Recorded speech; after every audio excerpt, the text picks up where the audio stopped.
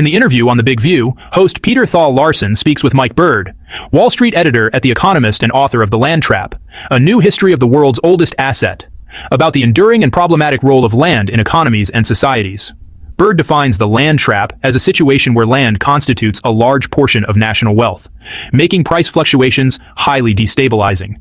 Rising land values exacerbate wealth inequality, while falling values can trigger financial crises due to land's widespread use as collateral.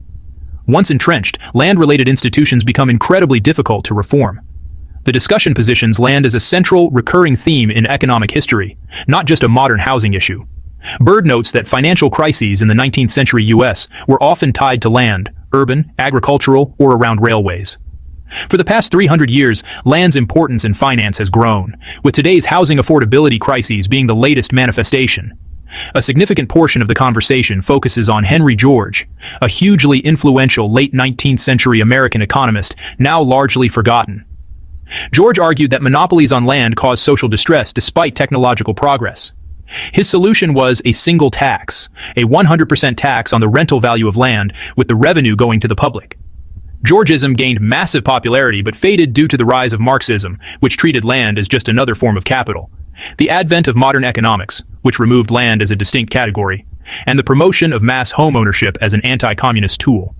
Bird highlights that successful transformative land reform has historically required extreme political circumstances. He cites post-war Japan, South Korea, and Taiwan, where land was redistributed from large landlords to tenants.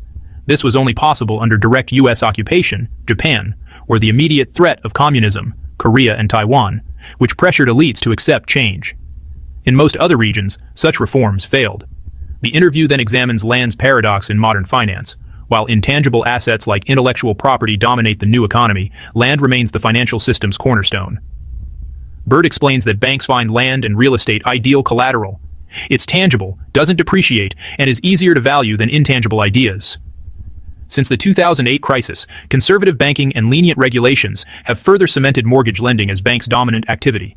Finally, Bird argues that 21st century land politics are more complex than in Henry George's era.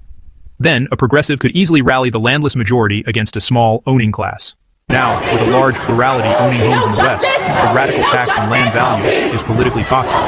Yet, with homeownership increasingly dependent on inheritance, discontent is growing on all sides, manifesting in renters demanding controls and homeowners revolting against rising property taxes.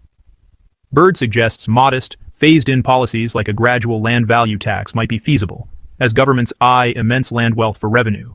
But navigating this political minefield remains a formidable challenge.